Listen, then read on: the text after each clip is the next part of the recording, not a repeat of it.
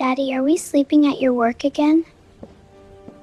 The question came from somewhere near Nathan Brooks' left shoulder, mumbled into the damp fabric of his jacket by a 6-year-old who should have been home in bed hours ago.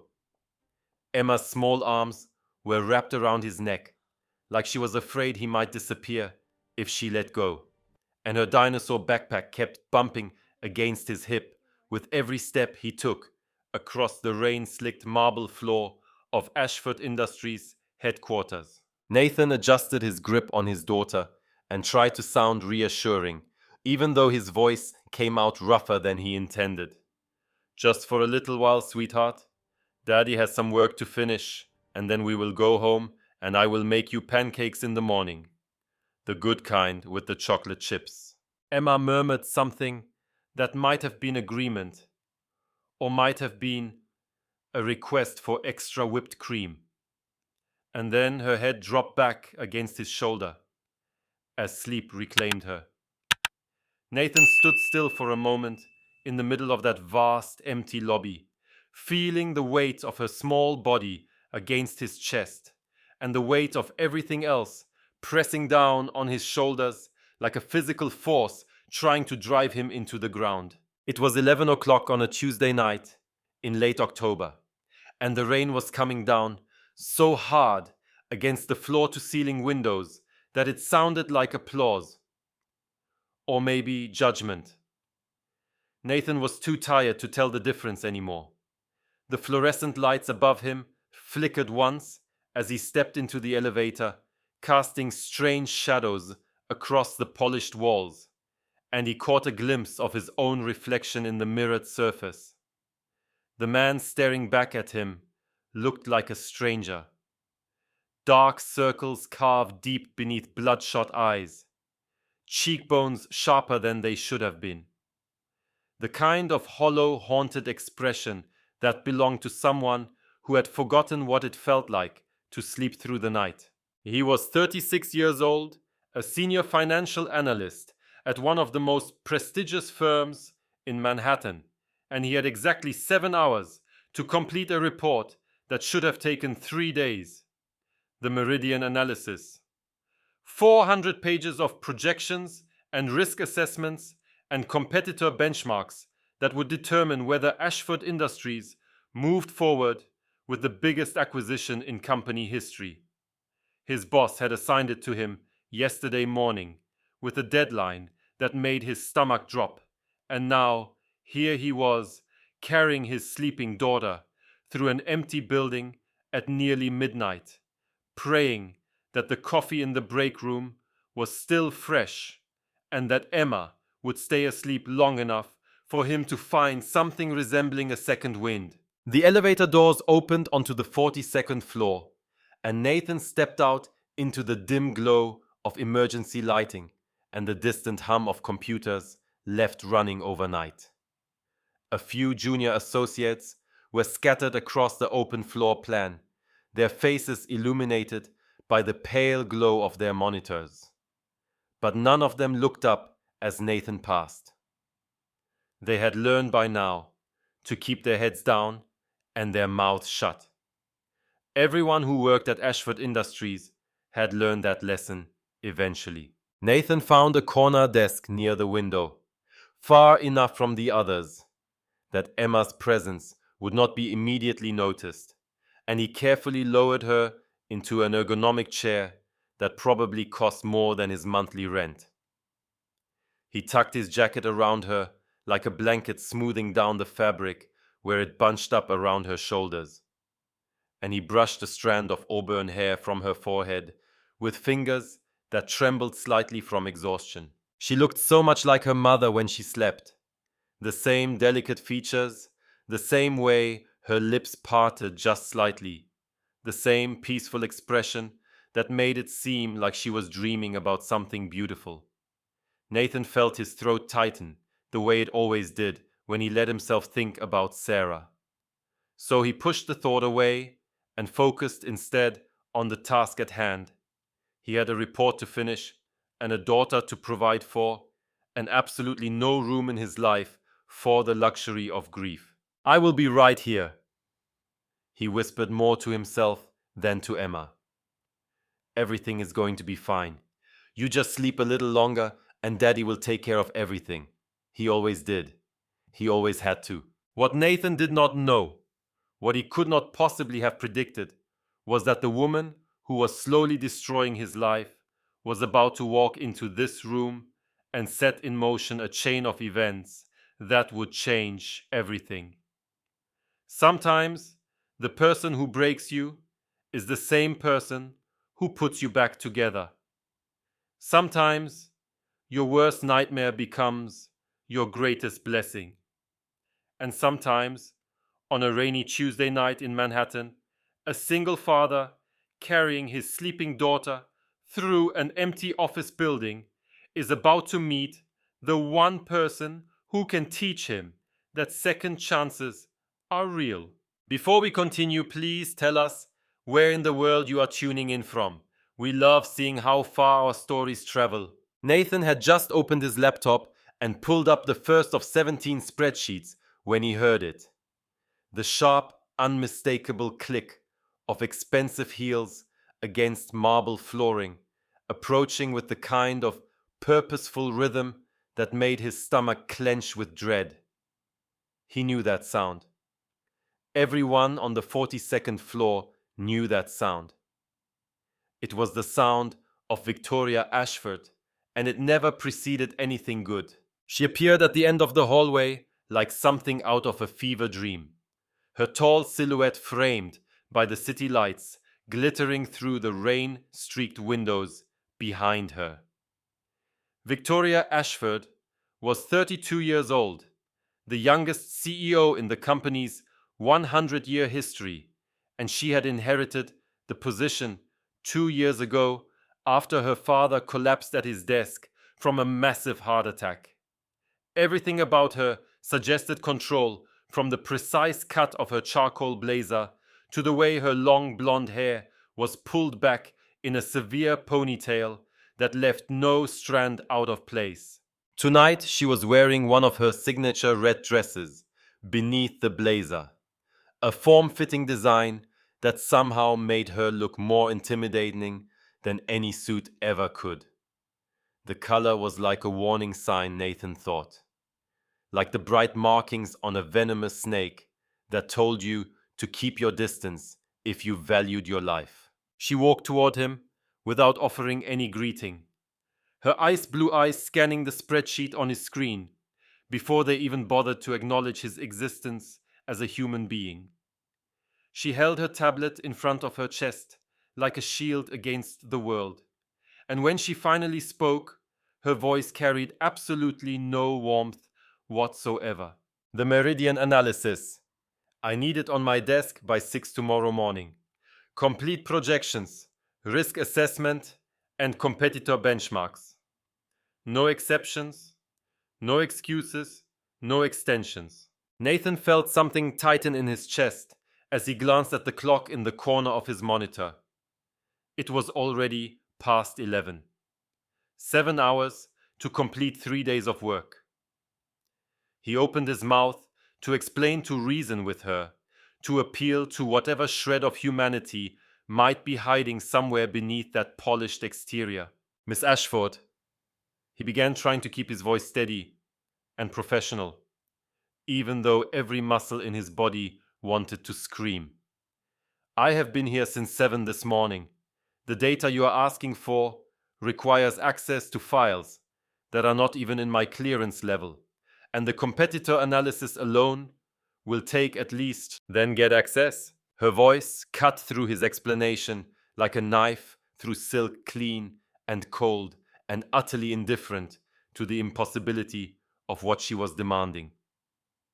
She did not raise her voice or change her expression. She did not need to. The threat was implicit in every syllable. If you cannot handle the pressure, Mr. Brooks, perhaps you are not suited for Ashford Industries. Perhaps you should consider whether this position is really the right fit for someone with your circumstances. Her gaze flickered briefly toward the corner desk, where Emma lay sleeping, her small form barely visible beneath the makeshift blanket of Nathan's jacket. For a fraction of a second, something crossed Victoria's face. Something that might have been recognition or confusion or even guilt. But whatever it was, it vanished as quickly as it appeared, replaced by that same mask of cold professionalism that she wore like armor. She turned to leave without waiting for his response, her heels clicking against the marble floor in a rhythm that sounded almost like a countdown. Nathan watched her disappear around the corner, his jaw clenched so tight it ached, his hands trembling slightly as he returned them to his keyboard. He thought about his health insurance, about the premium that had gone up again last month. He thought about Emma's upcoming dental appointment and the cavity that needed filling. He thought about the rent that was due in 9 days, and the credit card bill that was already past due, and the groceries they needed, and the winter coat Emma had outgrown. He thought about all the promises he had made to his daughter, and all the ones he had made to himself, back when he still believed that working hard and doing the right thing was enough to guarantee a decent life. Back before he understood that the world did not care about hard work or good intentions. The world only cared about results, and the people at the top only cared about themselves. Nathan took a deep breath and began typing. He did not stop. The hours crawled by like wounded animals, each minute lasting longer than the one before. And somewhere around 2 in the morning, Nathan found himself staring at his daughter's sleeping face instead of the spreadsheet on his screen. Emma had shifted in her sleep, turning toward him like she could sense his attention even in her dreams, and the movement had caused the jacket to slip down from her shoulder, revealing the faded purple t-shirt she had insisted on wearing because it had dinosaurs on it, and dinosaurs were her favorite thing in the whole world. She looked so peaceful lying there, so innocent and trusting, and completely unaware of the weight her father carried every single day just to keep them both afloat. Looking at her now, Nathan could not help but think about Sarah, about the life they had planned together, about all the things that were supposed to be different. They had met in college, Nathan and Sarah, during a statistics class that neither of them had wanted to take, but both of them needed to graduate. She had been sitting 2 rows ahead of him, her auburn hair catching the light from the window. And when she turned around to ask if he had an extra pencil, Nathan had felt something shift in his chest that he would not fully understand until years later. They studied together that semester, then dated, then moved in together, then got engaged on a rainy afternoon in Central Park when Nathan got down on one knee in a puddle because he could not wait another second to ask her to be his wife. Emma was born 3 years after the wedding on a Tuesday morning in April when the cherry blossoms were blooming outside the hospital window. Nathan had held his daughter for the first time, with tears streaming down his face, and Sarah had laughed at him from the hospital bed with that beautiful, exhausted smile that made him fall in love with her all over again. "We made a person," she had said, her voice hoarse but filled with wonder. "Look at her, Nathan. We made the most perfect person in the world." They had 4 years together as a family. 4 years of bedtime stories and birthday parties and Sunday morning pancakes. 4 years of watching Emma grow from a tiny bundle of needs into a walking, talking, laughing little person with her mother's hair and her father's stubborn chin. 4 years of happiness that Nathan had assumed would last forever because he had not yet learned that nothing good ever does. The accident happened on a Thursday evening in March, 2 years ago, this coming spring. Sarah had been driving home from the grocery store, taking the same route she always took when a drunk driver ran a red light and slammed into the driver's side of her car at 45 miles per hour. The doctors told Nathan later that she probably had not felt anything, that the impact had been so severe that death would have been instantaneous. But he never knew if they were telling the truth or just trying to make him feel better. He had been at work when he got the call, sitting at his desk on the 42nd floor of this very building, staring at a spreadsheet, just like the one he was staring at now, when his phone rang and a voice he did not recognize told him that his wife had been involved in an accident and he needed to come to the hospital immediately. Nathan remembered running to the elevator, remembered the cab ride that seemed to last forever, remembered bursting through the emergency room doors with his heart pounding so hard he thought it might explode.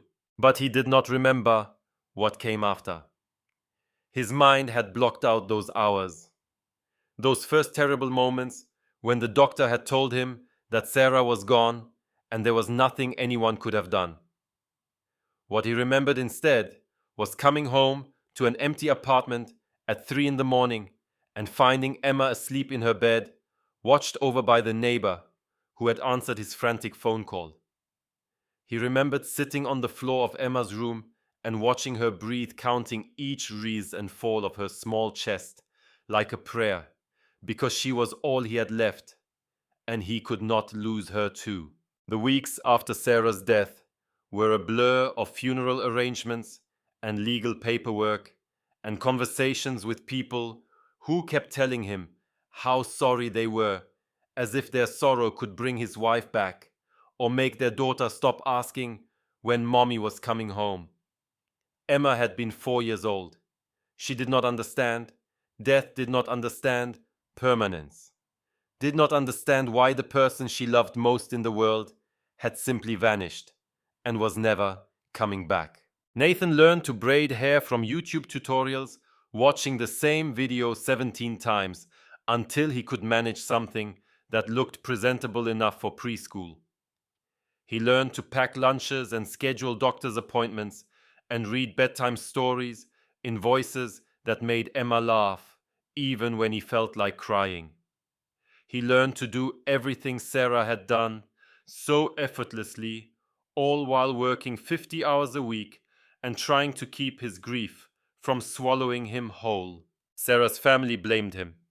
Nathan never fully understood why, but he knew it started at the funeral when Sarah's mother had looked at him with red-rimmed eyes and said something about him working too much, about him never being home, about him not being there when Sarah needed him. As if he could have stopped a drunk driver, as if he could have prevented an accident that happened 15 miles away, while he sat at his desk doing the job that paid for their mortgage and their insurance and their daughter's future. They cut off contact after that. No more holiday visits, no more birthday cards for Emma, no more phone calls or emails, or any acknowledgement that they had ever been family at all. Nathan did not fight it. He did not have the energy to fight anything except the daily battle of survival, of putting one foot in front of the other and making sure Emma had food to eat and clothes to wear, and a father who showed up even when showing up felt impossible. He had made a promise at Sarah's grave on a cold morning 3 months after the funeral, when the grass was still brown and the headstone was still shiny and new. He had knelt in the frozen dirt with Emma playing nearby, and he had whispered words that only the dead could hear. I will take care of her. I will be enough for both of us. I will never let her feel alone. 2 years later, sitting in an empty office at 3 in the morning with a sleeping daughter and an impossible deadline, Nathan wondered if he was still keeping that promise, or if he had broken it so gradually that he had not even noticed it happening. The weeks that followed carved deep lines into Nathan's face and stripped away whatever reserves of energy he had managed to build up over the past 2 years. Victoria Ashford assigned him 2 additional projects before the meridian analysis was even complete, explaining in her clipped, efficient way that she was testing his capacity for growth, evaluating his potential for advancement, giving him an opportunity to prove himself. The words sounded almost positive if you did not look too closely, but Nathan understood what they really meant. She was pushing him to see how far he could bend before he broke. The meeting started at 6 in the morning, the mandatory briefings that required him to drop Emma at the neighbor's apartment before the sun came up. The conference calls stretched past 10 at night, leaving him to pick up his daughter from Margaret's house, half asleep, and carry her home through streets that were already dark and empty. He stopped eating proper meals because there was never time to cook, surviving instead on vending machine sandwiches and coffee that tasted like it had been brewed sometime during the previous administration. Other employees whispered in the break room about Nathan's obvious exhaustion, about the dark circles under his eyes and the slight tremor in his hands, and the way his suits had started to hang loose on a frame that was losing weight it could not afford to lose. But no one said anything directly. No one offered to help or asked it if he was okay, or suggested that maybe, just maybe, Victoria Ashford was asking too much of one person. They had seen what happened to people who pushed back against the boss. They had watched colleagues disappear from their desks overnight, their names removed from the company directory, as if they had never existed at all. At home, the evidence of Nathan's failing battle was everywhere. Dishes piled up in the sink because he did not have time to wash them. Laundry overflowed from the hamper because running to the laundromat required hours he did not have. Emma ate cereal for dinner 3 nights in a row because Daddy was too tired to cook anything else, and she stopped asking about the park because she had learned that the answer was always the same. Maybe next weekend, sweetheart. Daddy just has to finish this project first. Nathan worked at the kitchen table while Emma sat beside him, coloring in her book of dinosaurs. The two of them sharing the same space, but existing in completely different worlds. She would look up sometimes and ask if he was almost done, and he would tell her yes, just a few more minutes, even when he knew it would be hours. He hated himself for the lies, but told them anyway, because the truth was too heavy for a 6-year-old to carry. One Thursday evening, Emma asked if they could go to the park on Saturday. There was going to be a special event with face painting and balloon animals and a petting zoo with real baby goats, and Sophie from her class was going to be there, and she had been talking about it for weeks. Nathan looked at his daughter's hopeful face and felt something crack inside his chest, and he made a promise that he meant with every fiber of his being. "We will go, sweetheart, I promise. Saturday is going to be our day, just you and me and the baby goats."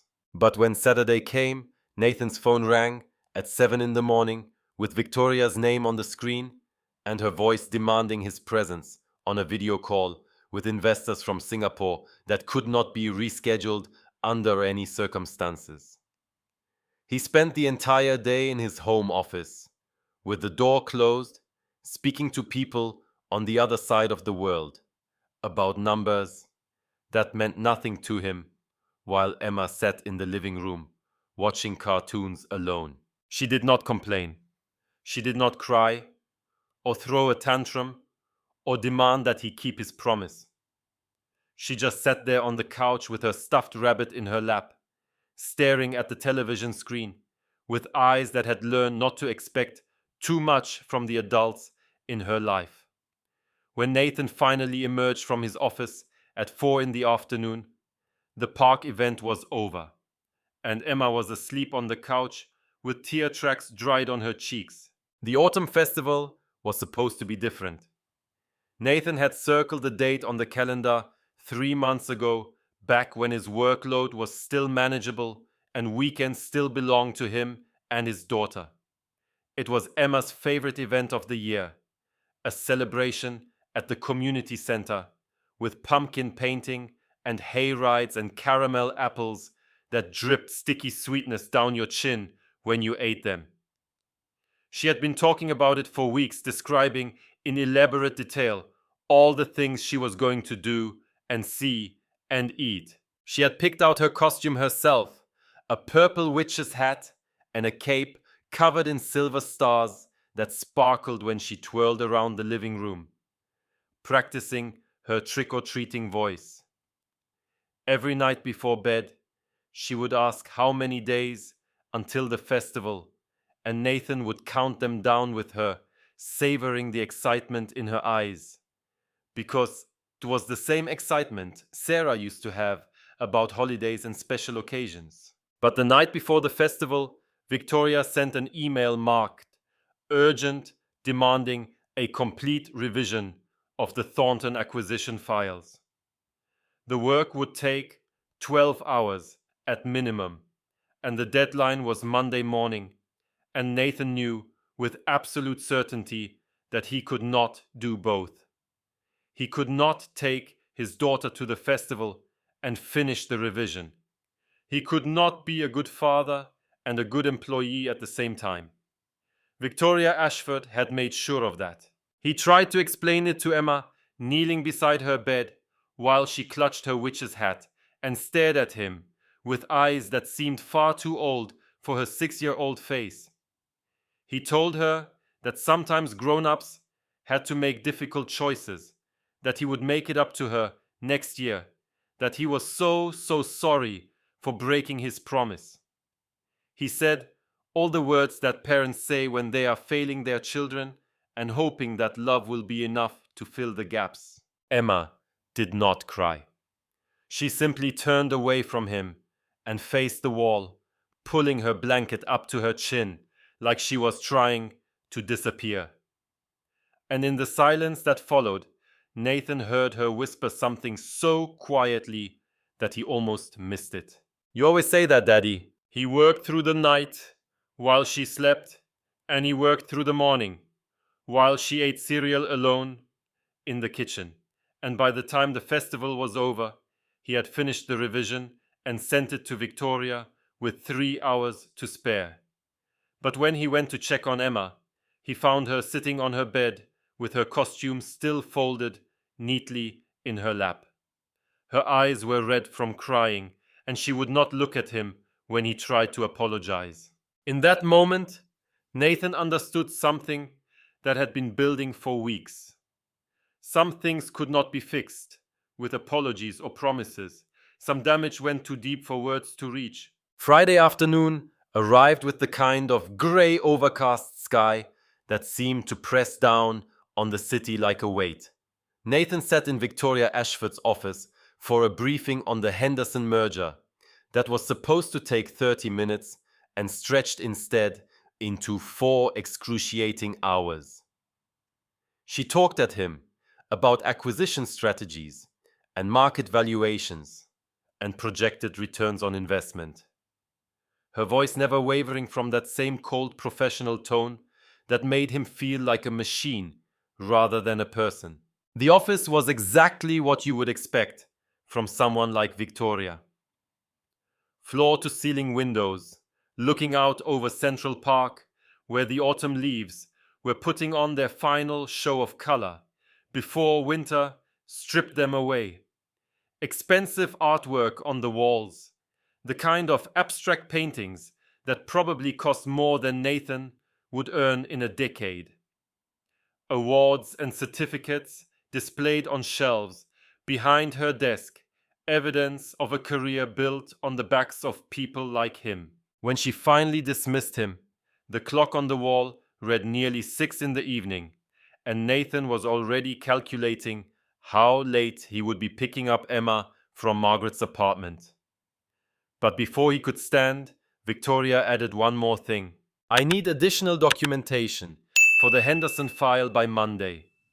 The due diligence reports, the environmental assessments, and a complete analysis of the target company's pension obligations. You should plan to work through the weekend. She said it casually, almost as an afterthought, like she was asking him to pick up coffee on his way to the office, rather than demanding that he sacrifice another 2 days of his daughter's childhood.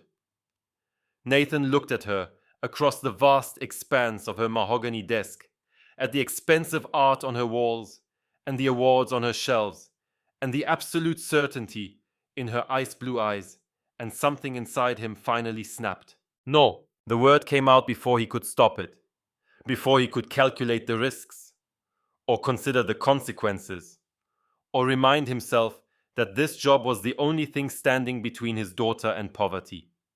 It just came out simple and clear and definite, hanging in the air between them like a challenge. Victoria's expression did not change, but something shifted behind her eyes. Some recalculation of the assumptions she had made about who he was and what he would tolerate. She was not accustomed to hearing that word from anyone, least of all from an employee whose entire livelihood depended on her approval. I cannot do it. Nathan continued, his voice steady, despite the fear that coiled in his stomach like a living thing. I have a daughter who needs me. I have already missed her autumn festival, her parent-teacher conference, and 3 bedtimes this week alone. I am not missing anything else. The silence that followed was the loudest thing Nathan had ever heard. He could feel his heart pounding against his ribs, could feel sweat beading on the back of his neck, could feel every cell in his body screaming at him to take it back, to apologize, to do whatever it took to keep his job and his insurance and his ability to provide for Emma. But he did not take it back. He sat there in that expensive chair, in that intimidating office, and he held Victoria Ashford's gaze without flinching. I see, she said finally. We will discuss this on Monday. She did not sound angry. She did not threaten him, or raise her voice, or remind him how easily he could be replaced. She just looked at him with that same assessing gaze, like she was seeing something she had not noticed before and was not quite sure what to make of it. Somehow that was worse. Nathan left her office with his legs feeling unsteady beneath him, wondering if he had just made the worst mistake of his career. But as he rode the elevator down to the lobby, as he walked out into the cold October air and hailed a cab to take him to his daughter, he felt something else too. Something he had not felt in a very long time. He felt like himself again, like the man Sarah had married and Emma deserved, like someone who still had limits that could not be crossed no matter how high the cost of defending them. Emma was waiting for him at Margaret's apartment with a drawing she had made, 3 stick figures standing under a yellow sun with their hands linked together. When Nathan asked who the people were, she pointed to each one in turn. That is you, Daddy, and that is me, and that one is Mommy watching us from heaven. Nathan held his daughter close and breathed in the scent of her hair and tried not to think about what Monday would bring. Whatever happened next, whatever Victoria Ashford decided to do, he would face it the same way he had faced everything else since Sarah's death. One day at a time, one foot in front of the other. For Emma. Always for Emma. The child could not have been more than 6 years old, with tangled auburn hair and a unicorn backpack that looked like it had been through at least one too many wash cycles. She was curled up in one of the leather chairs outside the executive conference room on the 43rd floor, her knees drawn to her chest and her eyes closed in the deep, exhausted sleep of someone who had been awake far longer than any child should be. Her small hands clutched the straps of her backpack even in slumber, like she was afraid someone might try to take it away if she let go. Victoria Ashford noticed her on a Tuesday afternoon between a meeting with the board of directors and a conference call with investors in London. She had walked past this same hallway hundreds of times over the past 2 years, had passed by dozens of employees and assistants and visitors without giving any of them a second glance. But something was different today. Something about this child stopped her in her tracks. Maybe it was the way the girl's hand clutched that backpack strap, fingers curled tight around the worn fabric like it was a lifeline. Maybe it was the slight furrow in her brow, the unconscious expression of worry that no 6-year-old should carry even in sleep. Maybe it was the faded stain on her jacket that suggested a breakfast eaten too quickly in the back of a taxi, or the way her shoes were scuffed and worn in a pattern that spoke of too much time spent waiting in places children did not belong. Victoria stood in the middle of that hallway for nearly a minute watching. She did not know why she was watching. She did not know what she expected to see or feel or understand. But she could not seem to make herself walk away. A secretary passed by without so much as glancing at the sleeping child, her heels clicking against the marble floor in that same purposeful rhythm that Victoria recognized from her own walk. A junior associate stepped over the girl's extended legs without breaking stride, his attention fixed on the tablet in his hands, like the child did not even exist. It was as if she had become invisible, a piece of furniture that everyone had agreed to ignore, because acknowledging her would require acknowledging something uncomfortable about the way this company operated. Behind Victoria, she could hear two assistants whispering to each other, their voices just low enough that they clearly thought she could not hear them. "Poor thing has been here since 6 this morning," the first one said. "Her dad is in the Thornton Review. You know how those go?" "Someone should call child services," the other replied. "It is not right bringing a kid to a place like this. She should be in school or at home or anywhere but sleeping in a chair outside a conference room." "Tell that to Ashford," the first voice said, and Victoria felt the words land somewhere deep in her chest. "She's the one working him to death." The assistants moved on, still whispering, completely unaware that their boss had heard every word. Victoria remained frozen in the hallway, staring at the sleeping child, feeling something crack open inside her that she had not even known was there. The words echoed in her mind like an accusation. Working him to death. Was that what she was doing? Was that what she had become? Victoria turned and walked back to her office, without speaking to anyone, her heels clicking against the marble floor in a rhythm that suddenly felt too fast, too sharp, too much like running away from something she did not want to face. That night alone in her penthouse apartment, overlooking the Hudson River, Victoria poured herself a glass of wine and stood by the window, watching the lights of the city flicker and dance below her.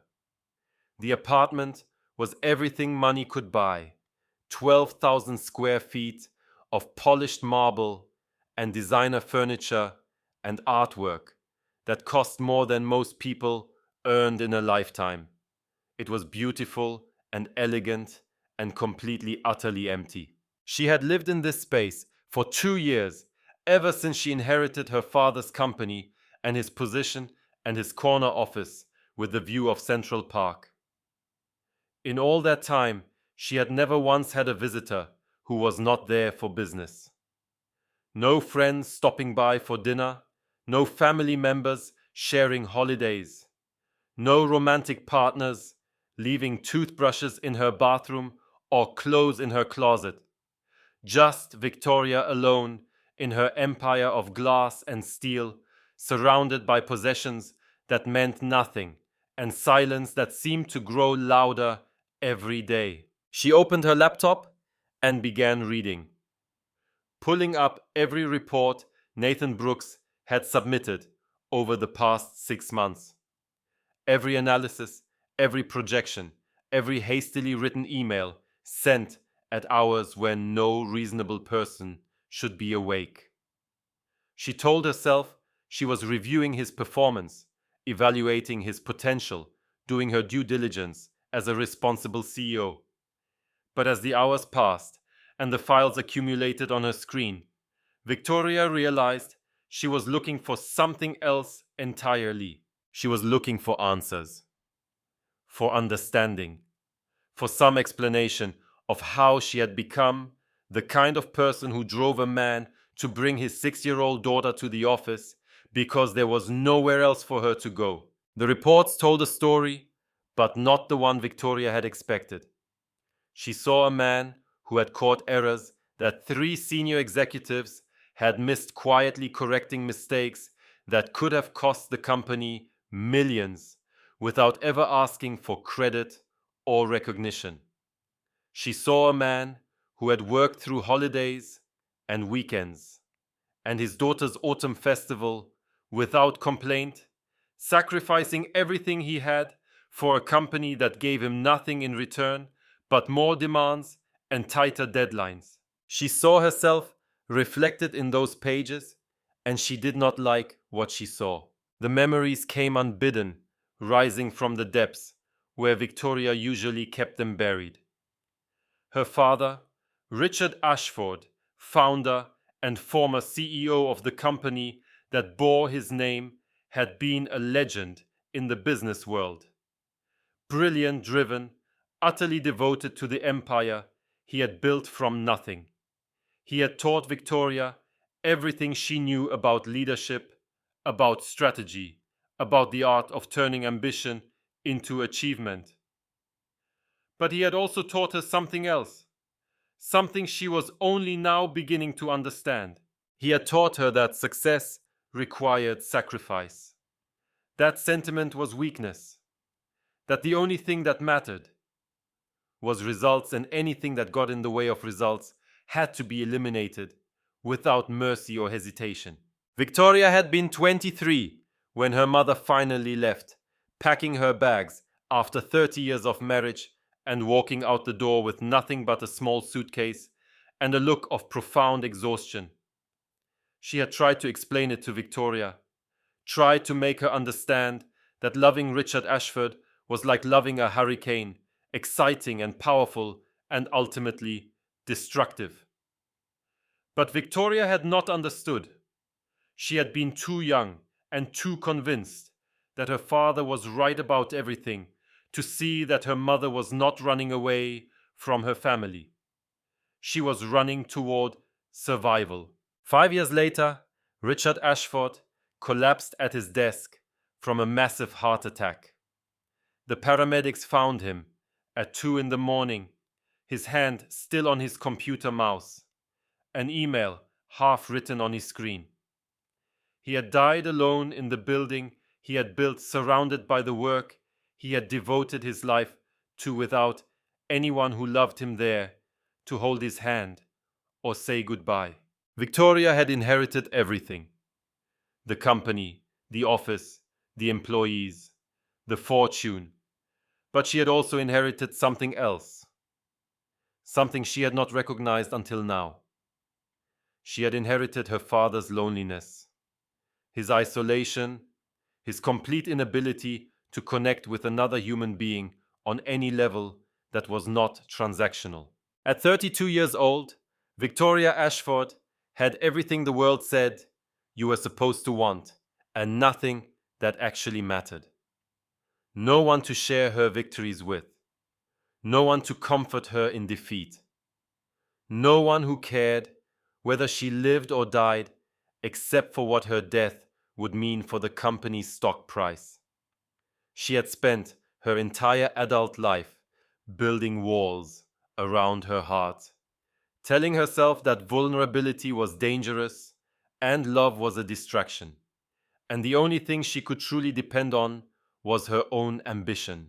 And now, sitting alone in her penthouse at 3 in the morning, she was finally starting to understand the cost of those walls. She thought about the child sleeping in the hallway, about the father who brought her to work, because there was no other option, about the life they were living, because Victoria had decided that her company's profits mattered more than their survival. She thought about her own father, who had built an empire and lost his family, who had achieved everything and ended up with nothing, who had died alone at his desk without anyone to mourn him, except a daughter who had never really known him at all. She thought about the woman she had become, and she wondered if it was too late to become someone else. Thursday arrived with a grey sky that seemed to press down on the city like a judgment. Nathan had spent the past 14 days working on the final revision of the Henderson report, 73 pages of analysis that represented the culmination of 2 weeks of effort with almost no sleep. His hands shook constantly now, a fine tremor that he could not control, no matter how much coffee he drank or how hard he tried to steady them. His vision blurred at odd moments, the numbers on his screen swimming together like fish in a tank, and there was a persistent ringing in his ears that no amount of rest seemed to quiet. He finished the report at 11 in the morning and sent it to Victoria's inbox with a sense of hollow triumph, the kind of victory that felt more like surrender because he knew the cost had been too high. Then he gathered his things and prepared to go home to sleep, for the first time in what felt like forever, to hold his daughter and promise her that the worst was finally over. He made it 4 steps into the elevator before his vision went completely black. The world tilted sideways in a way that had nothing to do with the elevator's movement. Nathan felt his legs buckle beneath him, felt his body crumple against the wall, felt himself sliding down to the floor, as every part of his body seemed to shut down at once. The last thing he heard before consciousness slipped away was Emma screaming his name from somewhere very far away. When he opened his eyes, he was lying on the cold marble floor of the lobby, surrounded by a circle of concerned faces that swam in and out of focus, like images in a dream. Someone had loosened his tie and propped his head on a folded jacket. Someone else was calling for an ambulance, their voice urgent and frightened. And kneeling beside him, her designer red dress completely forgotten, her careful composure cracked wide open. For the first time since he had known her was Victoria Ashford. "Do not try to move," she said, and her voice sounded strange, almost human, almost like she actually cared what happened to him. "Help is coming. Just stay still. You are going to be okay." Emma was crying somewhere nearby, great heaving sobs that cut through the ambient noise of the lobby like a knife through silk. Nathan tried to turn toward her, tried to tell her that everything was fine, that Daddy was just tired, that there was nothing to worry about. But his body refused to cooperate. His vision kept sliding in and out of focus, and his limbs felt like they were made of lead, and all he could do was lie there on the cold floor and listen to his daughter cry. Then Victoria did something that Nathan would remember for the rest of his life. She stood up from beside him and walked over to Emma, crouching down until they were at eye level. She did not touch the child or try to force comfort where none was wanted. She simply looked at her with those ice blue eyes and spoke in a voice that was softer than anything Nathan had ever heard from her before. "Your father is going to be okay," Victoria said quietly. "I promise you.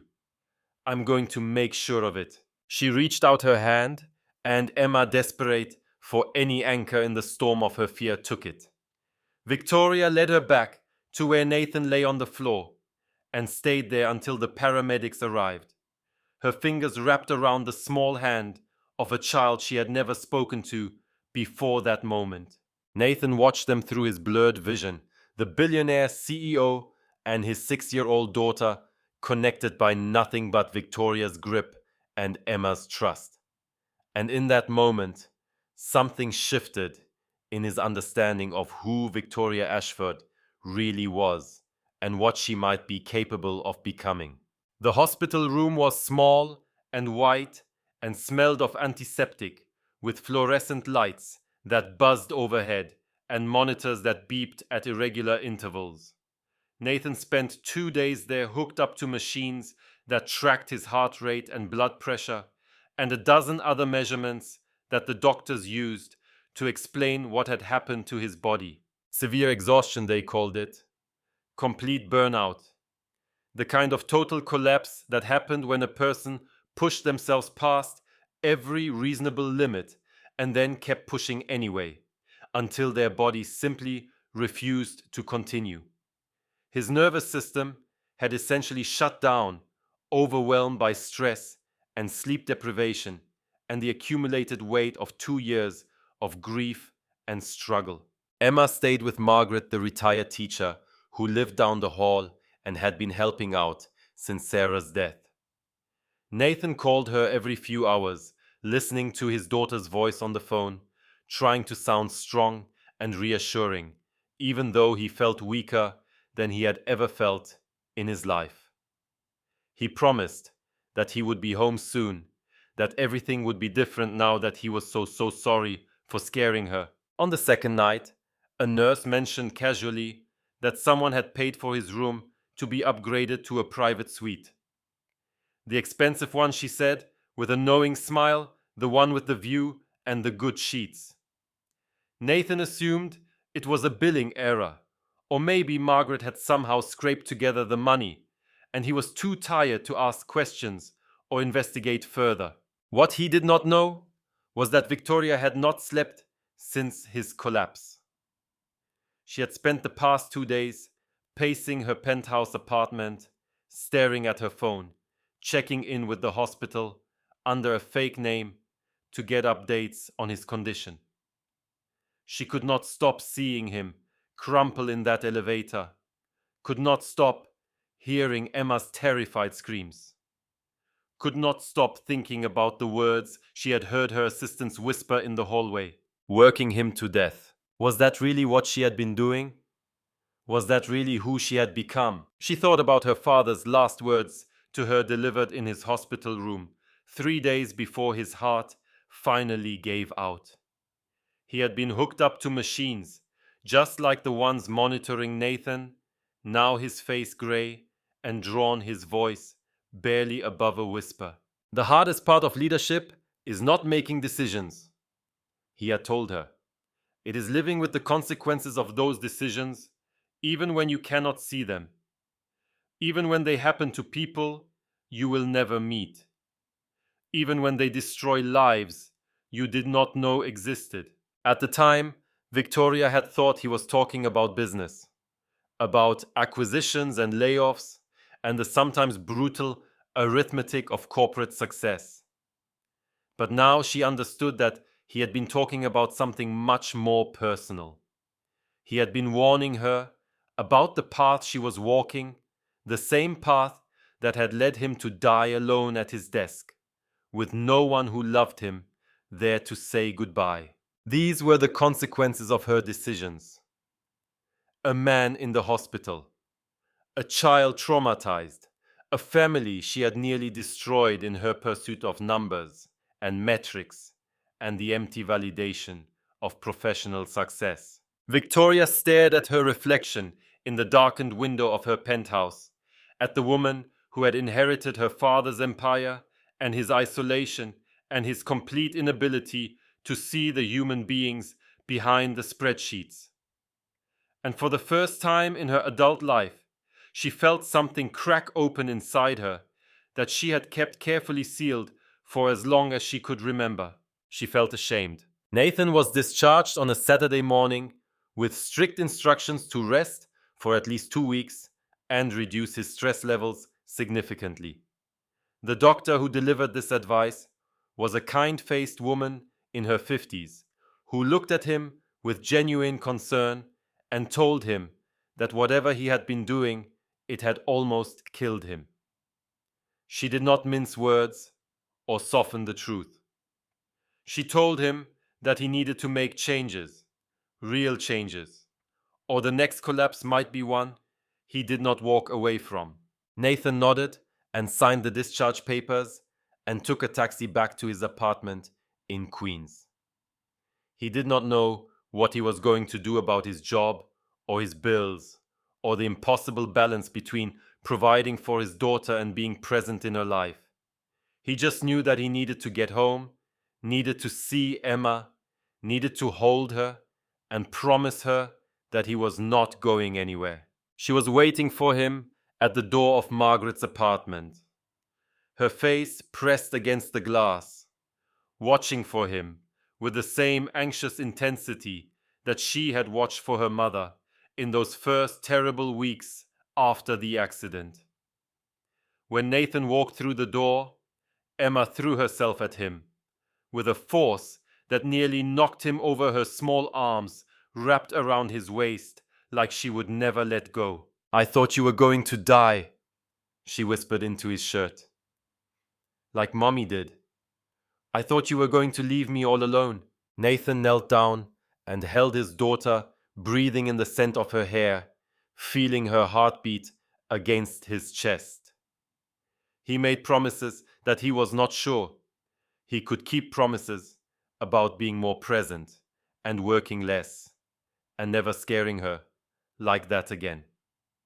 But even as the words left his mouth, he was thinking about the rent that was due in a week, and the medical bills that would start arriving soon, and the job that was probably already gone. He did not know how he was going to do it. He just knew that he had to try. The apartment was quiet after Emma fell asleep. The only sound, the distant hum of traffic from the street below, and the occasional creak of the old building settling around them. Nathan sat in the darkness of his living room, too tired to read, too wired to sleep, his mind running through scenarios and calculations like a computer that could not be shut down. He thought about Victoria Ashford and wondered if she had already found his replacement. He wondered if his desk had been cleared out and his nameplate removed, and his 2 years of work for the company erased, as if he had never existed at all.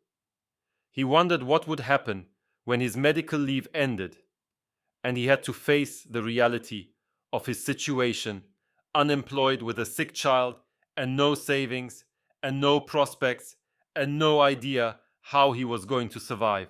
The knock came at exactly midnight. 3 sharp raps against the thin wood of his apartment door, the sound cutting through the silence like a knife. At first Nathan thought he was imagining it, some artifact of exhaustion or the medication the hospital had sent him home with. But then it came again, insistent and unmistakable, and he rose from the couch with a growing sense of unreality. No one knocked on his door at midnight. No one knocked on his door at all, except the landlord demanding rent, or delivery drivers who had gotten the wrong apartment number. He opened the door without checking the peephole, because at this point he was too tired to be cautious, and the sight that greeted him nearly made him lose his balance all over again. Victoria Ashford stood in his hallway. The billionaire CEO of Ashford Industries, a woman whose net worth exceeded the GDP of several small countries, was standing in the dim fluorescent lighting of his rundown apartment building at midnight on a Saturday night. She looked different than he had ever seen her. She was wearing a grey wool coat that seemed out of place in these surroundings. Designer fabric among the peeling wallpaper and stained carpet. Her long blonde hair was pulled back in a simple ponytail instead of its usual severe style. There was no makeup on her face, no jewelry on her fingers, no trace of the armor she usually wore to face the world. She looked younger without all of that. Younger and more uncertain than Nathan would have believed possible. She looked almost human. "I know it is late," she said, and her voice was softer than he had ever heard it. "And I know I have no right to be here. But I could not wait until Monday. I could not let another day pass without saying what I needed to say." She stopped, took a breath, started again. Her hands were shaking slightly. Nathan noticed. Victoria Ashford, who negotiated billion-dollar deals without breaking a sweat, was standing in his doorway with trembling hands. "I need to apologize," she said, "and I needed to do it in person." Nathan stared at her for a long moment, trying to reconcile the woman standing before him with the one who had driven him to collapse. The woman who had demanded impossible deadlines and punished him for having a life outside of work. The woman who had made his daughter cry and his health fail and his faith in himself waver until he was not sure who he was anymore. He should have been angry. He should have told her to leave, to send her apologies through HR like a normal person, to let him recover in peace, without the reminder of everything she had put him through. But something in her expression stopped him. Something raw and genuine that he had never seen in the polished conference rooms of Ashford Industries. "It is midnight," he said. "I know. You're at my apartment. I know that too." Nathan looked at her for another long moment, at this impossible woman who had somehow found her way to his door in the middle of the night.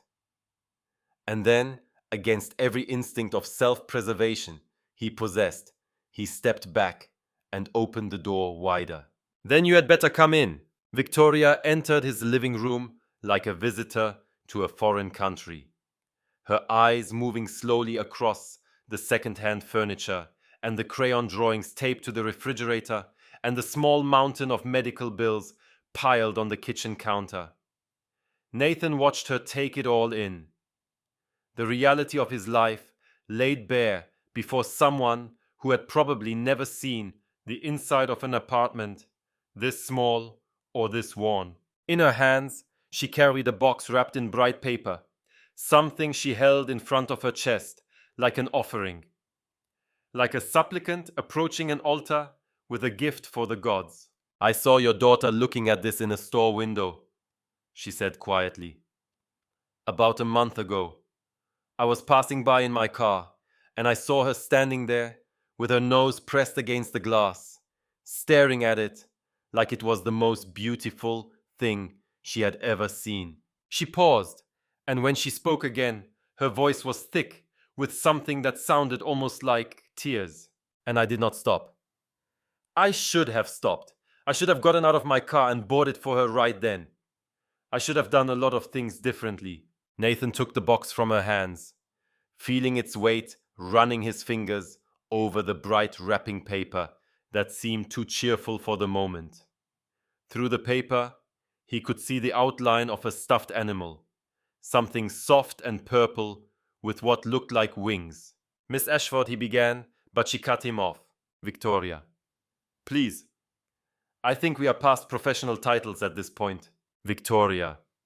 The name felt strange in his mouth, too intimate for what they had been to each other.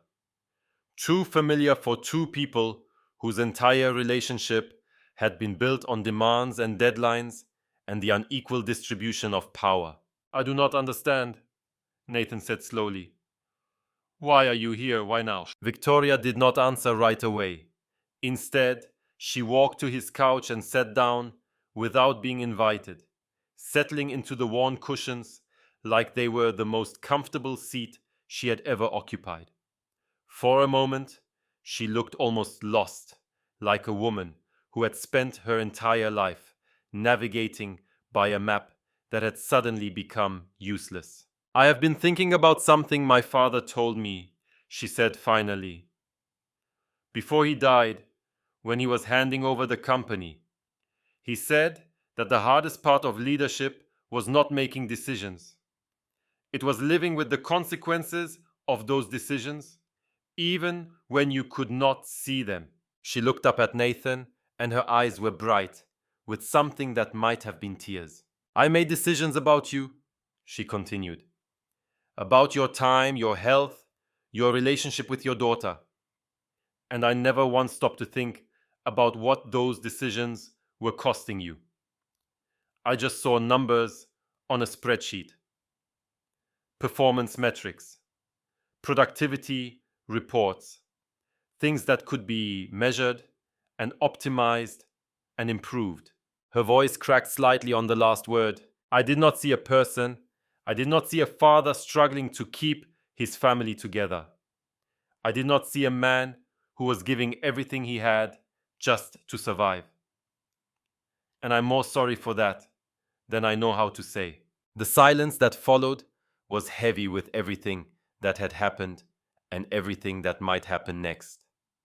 Nathan stood there with the wrapped gift in his hands, looking at this woman who had been his tormentor and was now something else entirely, and he did not know what to feel or what to say or what to do. And then from the hallway came a small voice that changed everything. Daddy, who is at the door? Emma stood at the entrance to the hallway in her favorite purple pajamas, the ones with the little dinosaurs printed all over them. She was rubbing her eyes with one hand and clutching her stuffed rabbit with the other, and she looked at Victoria with the unfiltered curiosity of childhood. There was no recognition in her face, no understanding of who this woman was or what she represented. Just a sleepy 6-year-old wondering why there was a stranger in her living room in the middle of the night. This is Miss Victoria, Nathan said carefully.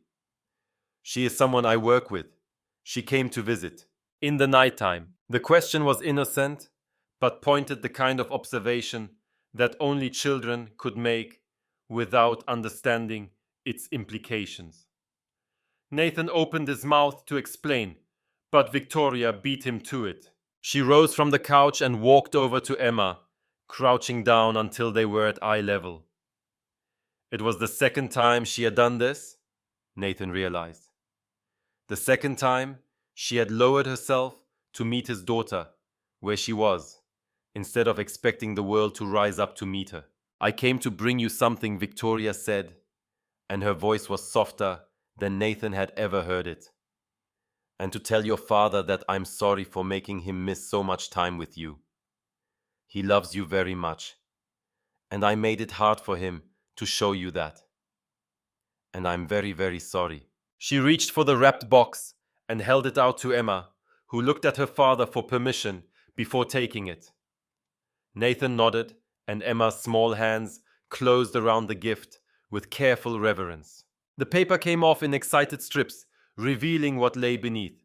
A stuffed dragon with purple scales and iridescent wings that caught the light and scattered it into tiny rainbows across the ceiling. It was exactly like the one Emma had admired in the store window all those weeks ago. The one she had pressed her nose against the glass to see better. The one she had never expected to actually own. It is the dragon, Daddy. Emma's voice was barely above a whisper, filled with the kind of wonder that only children can feel. It is the dragon. She hugged it to her chest, and then she did something that surprised everyone in the room, including herself. She stepped forward and hugged Victoria too, her small arms wrapping around the billionaire's neck with the unself-conscious affection of a child who had not yet learned to be suspicious of kindness. Thank you, Emma, whispered into Victoria's hair.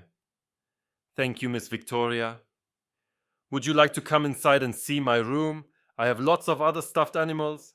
I could introduce you. Victoria looked at Nathan over Emma's shoulder, a question in her eyes. He should have said no. He should have protected his daughter from this woman who had caused them so much pain. But there was something in Victoria's expression that made him hesitate, something vulnerable and hopeful that he had never seen before. He nodded. The next 2 hours were unlike anything Nathan could have imagined. He watched Victoria Ashford, CEO of a multi-billion-dollar corporation, sit on his daughter's twin bed and listen with genuine attention to detailed descriptions of every stuffed animal in Emma's collection. He watched her examine crayon drawings with the same intensity she brought to quarterly financial reports, asking questions about Emma's artistic choices and praising her use of color. He watched her laugh at Emma's jokes. Genuine laughter that transformed her face into something almost unrecognizable. She looked younger when she laughed, softer, more like a person and less like a force of nature. And then about an hour into the visit, Emma said something that stopped Victoria cold. "You are very pretty, Miss Victoria, but you look sad. Daddy looks sad sometimes, too, when he thinks I am not watching. Maybe you can be sad together, and then you will not be so alone." Victoria's eyes filled with tears. Real tears that spilled down her cheeks before she could stop them, leaving tracks in the careful composure she had worn for so long that she had forgotten it was a mask. "That is very wise, Emma," she managed to say. "You might be right about that." Emma finally fell asleep again around 2:30 in the morning, her new purple dragon tucked under one arm and her old stuffed rabbit tucked under the other. Nathan pulled the covers up to her chin and kissed her forehead, then led Victoria back to the living room where the clock on the wall reminded them both that the night was almost over. "I should go?" Victoria said, but she made no move toward the door. "You need to rest. The doctors were very clear about that." "So do you," Nathan replied. He sat down on the couch close enough to see the faint lines around her eyes, the vulnerability she usually kept so carefully hidden. "You look like you have not slept in days." "I do not remember the last time I really rested," Victoria admitted. "I have been running for so long that I forgot how to stop. There is always another deal to close, another meeting to attend, another crisis to manage. It never ends, and somewhere along the way I convinced myself that was normal, that it was what I wanted." Nathan looked at her, really looked at her, and for the first time he saw past the designer clothes and the corporate title to the person underneath. A woman who was just as lost as he was, just as lonely, just as desperate for connection, but with no idea how to find it. "Why did you really come here tonight?" he asked. Victoria was quiet for a long moment, staring at her hands folded in her lap. "Because I watched you collapse," she said finally, "and I realized that I did that. My expectations, my demands, my complete inability to see you as anything other than a resort to be optimized. I have spent 2 years running my father's company, and I never once asked myself what kind of person that company was making me become." She turned to face him, and there was something in her expression that Nathan had never seen before. Something that looked almost like hope. "I want to be different," she said. "I want to be the kind of leader my father would have been proud of. The kind of person who builds people up instead of breaking them down. And I want to start by making things right with you and Emma, if you will let me." Nathan thought about everything she had put him through. The impossible deadlines and the missed bedtimes and the festival Emma would never get back. He thought about the hospital room and the medical bills and the fear in his daughter's eyes when she thought he was going to die like her mother had. And then he thought about the way Victoria had looked at Emma tonight, the way she had knelt down to meet his daughter at eye level, the way she had laughed at jokes and examined crayon drawings and held a sleeping child's hand with a tenderness that no amount of corporate training could fake. People can change, his mother used to say. Everyone deserves a second chance to be better than they were before. I do not know if I can trust you, Nathan said honestly, after everything that happened. I do not know if I can believe that any of this is real. I understand that, Victoria replied, and I am not asking you to trust me tonight. I am asking you to let me try, to let me prove that I can be different, to give me a chance to be the person I should have been all along. The silence stretched between them, filled with possibility and danger, and the terrifying prospect of believing in someone who had already let you down. You. Okay, Nathan said finally. I will give you that chance. But this has to be different. Everything has to be different. It will be, Victoria promised. I swear to you, it will be. They sat there together until the first light of dawn began to creep through the windows, talking about everything and nothing, learning each other's stories in a way they never had before. And when Victoria finally left, stepping out into a cold morning that was just beginning to brighten, Nathan felt something he had not felt in a very long time. He felt hope. Nathan woke to the sound of Emma's voice chattering away in the kitchen, accompanied by the clatter of a spoon against the cereal bowl and the occasional burst of 6-year-old laughter. He lay in bed for a moment, disoriented, trying to reconcile the events of the previous night with the ordinary morning sounds filtering through his bedroom door. Had Victoria Ashford really been in his apartment at midnight? Had she really sat on his daughter's bed and examined crayon drawings and cried real tears when Emma told her she looked sad? It seemed impossible, like something from a dream or a hallucination brought on by his medication. But when Nathan finally dragged himself out of bed and shuffled into the kitchen, Emma greeted him with a flood of words that confirmed everything. Daddy, Miss Victoria was so nice. She knew all the names of my stuffed animals after I only told her once. And she said my drawings were beautiful. And she smelled like flowers, like the really expensive kind that Mommy used to wear sometimes. And she promised she would come back and see the rest of my pictures. She did promise, Daddy. Do you think she will really come back? Nathan poured himself a cup of coffee and sat down at the table, watching his daughter's animated face as she recounted every detail of Victoria's visit. Emma had not been this excited about anything since before Sarah's death, and the sight of her joy made something warm bloom in Nathan's chest, even as a voice in the back of his mind warned him to be careful. People like Victoria do not change overnight, the voice said. People like Victoria do not change at all. This is probably some kind of manipulation, some elaborate scheme to get something she wants. You need to protect yourself. You need to protect Emma. But then he thought about the look in Victoria's eyes when she had held his daughter. The genuine warmth that no amount of corporate training could produce. The tears that had fallen when Emma had told her she looked sad. And he thought about his own exhaustion, his own inability to keep going the way he had been going. And he wondered if maybe, just maybe, they could help each other find a different path. His phone buzzed with a text message. Nathan picked it up and saw Victoria's name on the screen. The contact information he had given her before she left. I meant what I said last night. Can we meet tomorrow to discuss a new arrangement? Somewhere neutral? I have ideas. He read the message 3 times, looking for hidden meanings or ulterior motives, and found nothing but sincerity.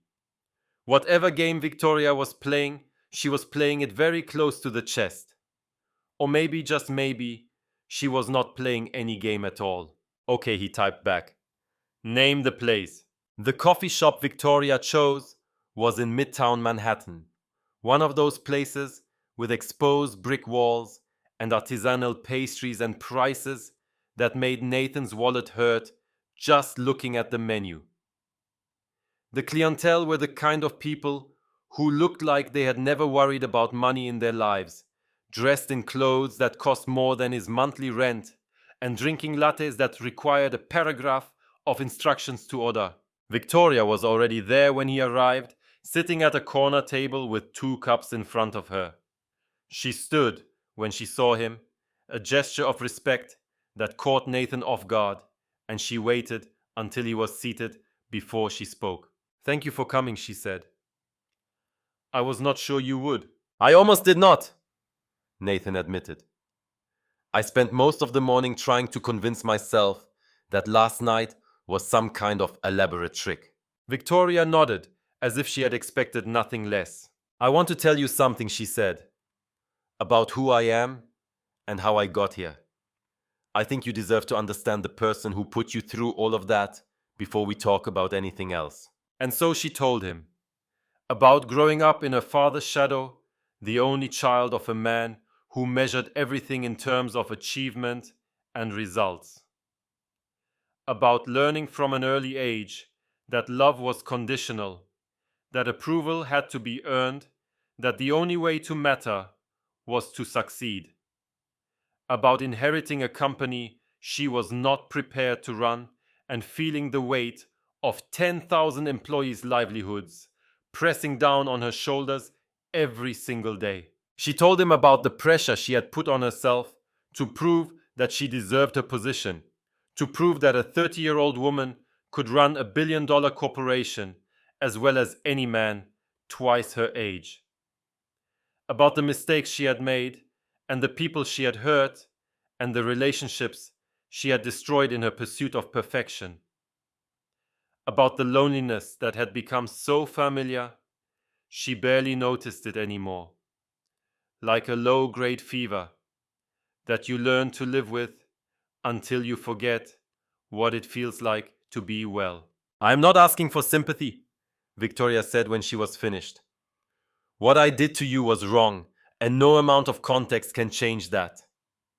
I'm asking for a chance to do better, and I want to start with you."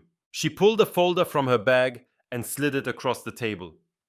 Inside was a proposal for a new position, a role that would give Nathan more autonomy, better hours, and a significant raise.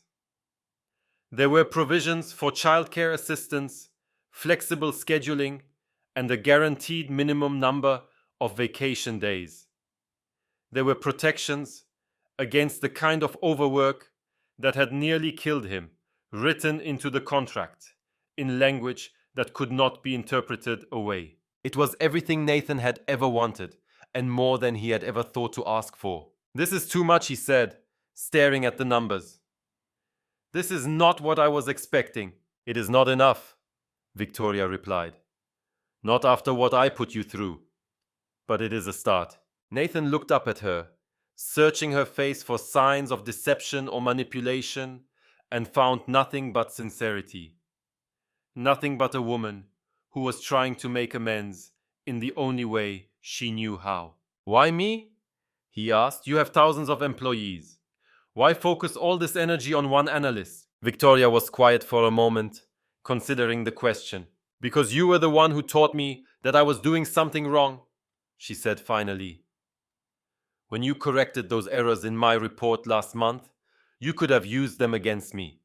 You could have gone to the board or leaked them to the press or demanded a promotion in exchange for your silence. But you did not. You fixed the problem and moved on because you cared more about doing the right thing than about what you could gain from it." She reached across the table and touched his hand, just briefly, just enough to make her point. "I have been surrounded by people who tell me what I want to hear," she continued. "People who are afraid of me, or who want something from me, or who see me as a stepping stone to their own success. You were different. You told me no when I deserved to hear no. And you showed me what integrity looks like, even when no one is watching." Nathan thought about his father, about the lessons he had tried to pass down, about the importance of doing the right thing, even when it was hard. He thought about Emma, asleep in her bed with a purple dragon. And he thought about the kind of example he wanted to set for her. "I will think about it," he said. Victoria nodded, and for the first time since he had known her, she smiled. Not the sharp, professional smile she used in meetings. A real smile, warm and genuine, that transformed her face into something almost beautiful. "That is all I ask." The weeks that followed were strange and uncertain, a transitional space between what had been and what might be. Nathan returned to work on a modified schedule, his hours reduced to something resembling normal, his workload manageable for the first time since he had joined the company. He picked Emma up from school in the afternoons and took her to the park on Saturdays and tucked her into bed every night without the weight of unfinished reports pressing against his chest. And Victoria changed too. She held fewer meetings and delegated more responsibilities. She started leaving the office before sunset, something the senior executives said had never happened in the company's history. She asked her employees about their families and actually listened to their answers. She remembered birthdays and anniversaries and the names of people's children. She apologized publicly for the culture of overwork she had created, standing in front of the entire company at a town hall meeting and admitting that she had been wrong. She announced new policies designed to protect her staff from the kind of burnout that had nearly killed Nathan, policies that guaranteed minimum vacation days and limited overtime hours, and required managers to actually care about the well-being of the people they supervise. Not everyone believed her transformation was real. Rumors circulated through the office like wildfire. Speculation about her motives, her mental state, her secret agenda. Some people whispered that she was having a breakdown. Others suggested that she was being blackmailed. A few even claimed that she and Nathan were having an affair, that the whole thing was just elaborate theater to cover up a workplace romance. Nathan tried to ignore the whispers, tried to focus on his work and his daughter, and the slow, careful rebuilding of his life. But the gossip wormed its way under his skin, making him question every interaction with Victoria. Every smile she gave him, every moment of kindness he had started to believe might be genuine. One afternoon, he went to her office and confronted her about it. "People are talking," he said, standing in her doorway. "About us. About what is really going on here." Victoria looked up from her laptop, and there was something in her expression that he could not quite read. "I know," she said. "I have heard the rumors. Does it bother you?" She considered the question for a moment, turning a pen over in her fingers. "What bothers me," she said slowly, "is that you might believe them. That you might think everything I have done was just manipulation or performance or some kind of elaborate game." She stood and walked around her desk, stopping a few feet away from him. "I do not care what anyone else thinks," Victoria continued. "I care what you think. And if you have started to doubt..." "I have not," Nathan interrupted. He was surprised to realize it was true. "I do not know why, but I have not." They stood there for a moment, the space between them charged with something that neither of them was ready to name.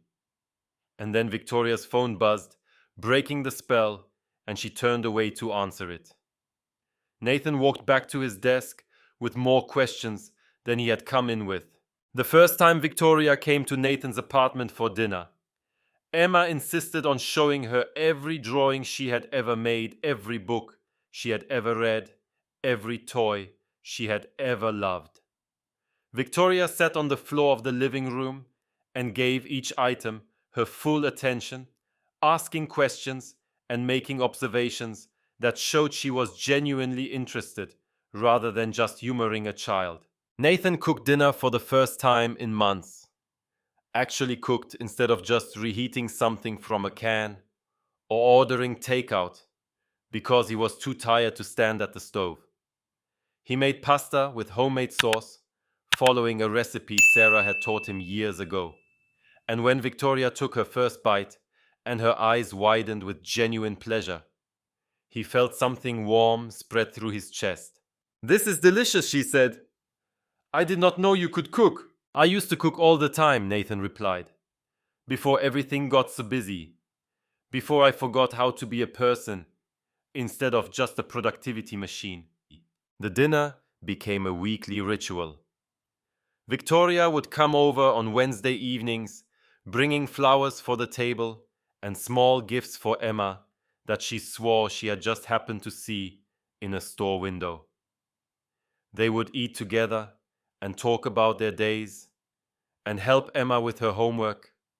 And afterwards, Victoria would stay to watch a movie or play a board game, or just sit on the couch and enjoy the feeling of being part of something. One Saturday afternoon, Victoria joined them at the park.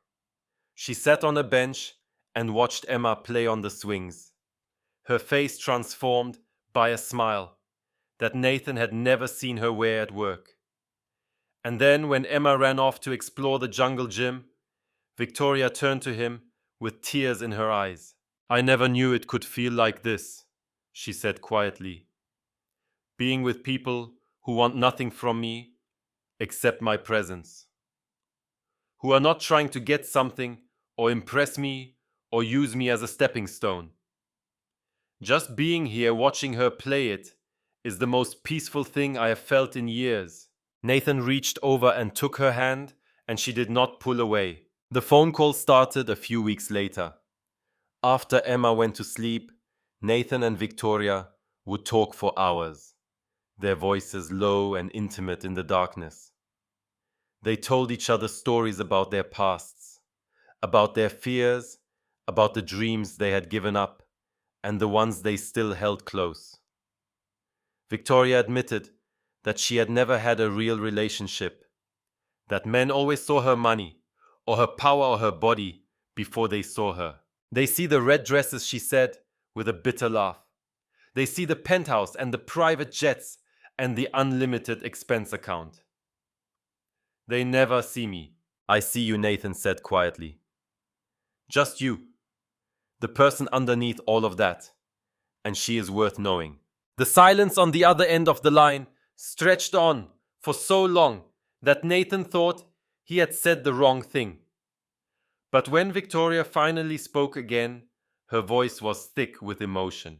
"No one has ever said that to me before," she whispered. "No one has ever made me feel like I was worth knowing for anything other than what I could give them." A few days later, Emma asked Nathan a question that stopped him in his tracks. "Daddy, does Miss Victoria make you happy?" Nathan looked at his daughter, at her serious little face and her wise old eyes, and felt his heart clench in his chest. "Why do you ask, sweetheart?" "Because you smile different when she's here. Like you used to smile when Mommy was alive." Nathan did not know what to say. He did not know how to explain to a 6-year-old the complicated feelings that were growing inside him, the mixture of guilt and hope and fear that kept him awake at night. But before he could find the words, Emma spoke again. "It is okay to be happy, Daddy. Mommy would want you to be happy. She told me so in my dream." Nathan pulled his daughter into his arms and held her tight, and he let himself believe that maybe, just maybe, she was right. The call came on a Friday afternoon, 2 months after Nathan's collapse, and 6 weeks after Victoria's midnight visit. Emma was supposed to be at Margaret's house after school, the same arrangement they had used for years, and Nathan had no reason to think that anything was wrong until he called to check in, and no one answered. He called again and again, and then he called the school, and the secretary told him, in a voice tight with concern, that Emma had been picked up by a woman claiming to be her aunt. Nathan did not have a sister. Sarah's family had not spoken to him in 2 years. There was no aunt, no relative who would come to get Emma, no one who had any right to take his daughter from school. He was out of his office and into the elevator before he finished processing what he had heard. His heart was pounding so hard he could feel it in his throat. His hands were shaking so badly he could barely hold his phone. His mind was racing through every terrible possibility, every nightmare scenario, every worst case outcome that a parent can imagine. He called the police and filed a report with a voice that did not sound like his own. He called Margaret and discovered that she had never received. Emma had been waiting for her all afternoon without any idea that something was wrong. He called everyone he could think of who might know where his daughter was, and no one had any answers. Victoria found him in the lobby of the building, pacing in circles, his phone pressed to his ear, his face a mask of barely controlled panic. She listened to him explain what had happened, her expression shifting from confusion to horror to determination as the full weight of the situation became clear. And then she did something that surprised him.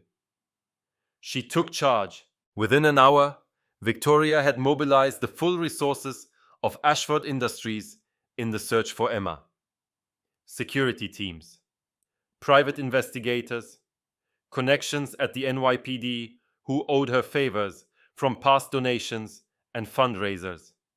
She called in every chip she had accumulated over her years in business, every relationship she had cultivated, every tool at her disposal, and she directed it all toward one goal: finding Nathan's daughter.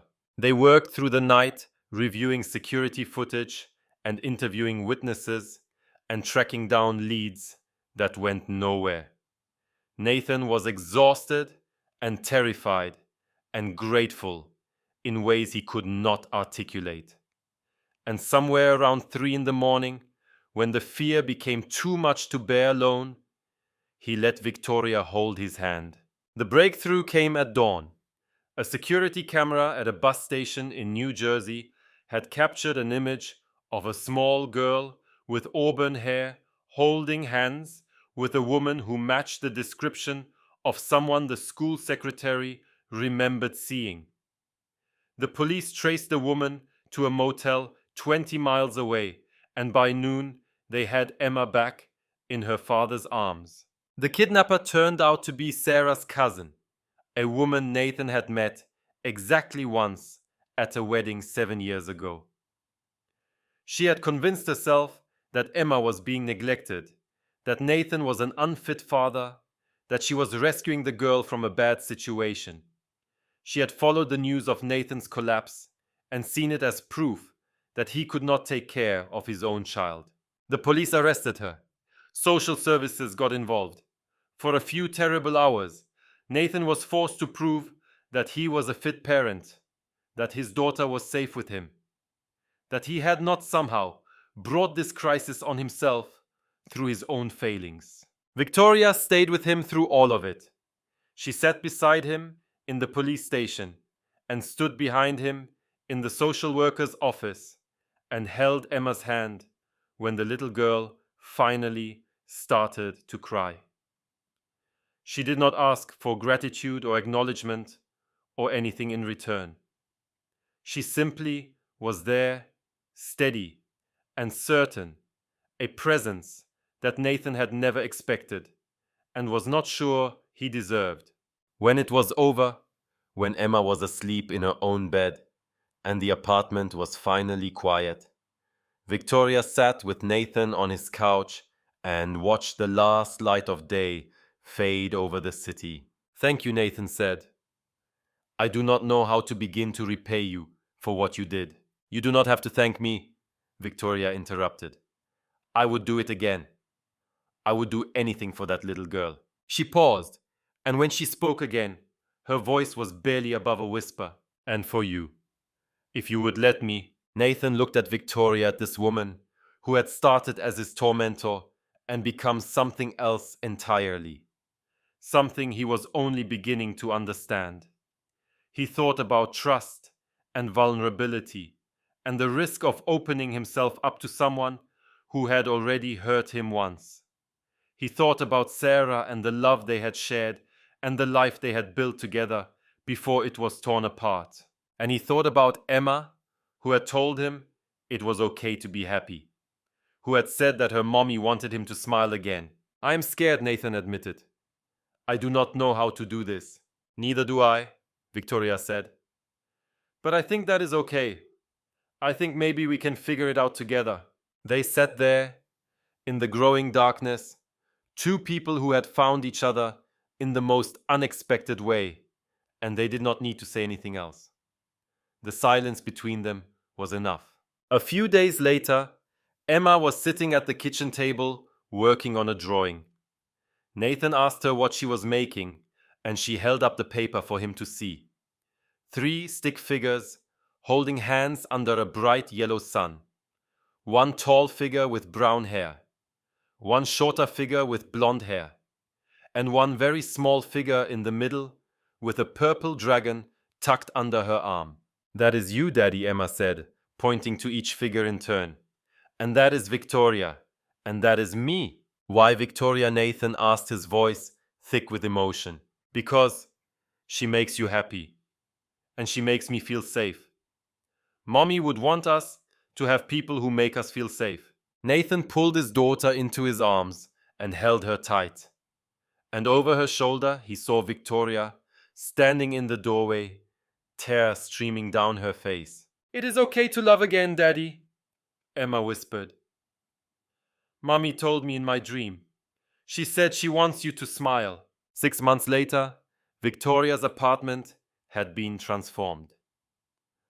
The cold, empty penthouse that had once echoed with silence was now filled with the sounds of life. Emma's laughter, Nathan's voice, the clatter of dishes and the murmur of conversation, and all the small, ordinary noises that make a house feel like a home. Emma had her own room there now, a space Victoria had designed herself. A canopy bed draped with fairy lights. Shelves filled with books and toys. An art corner with easels and crayons and every color of paint imaginable. And on the wall, in a simple wooden frame, was the drawing Emma had made of the 3 of them together. 3 stick figures, holding hands under a yellow sun.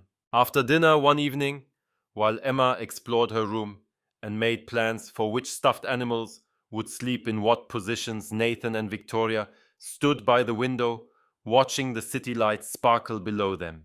"I do not know what this is," Nathan said quietly. "What we are becoming. But I know that I want to find out." Victoria smiled, and it was the most beautiful thing he had ever seen.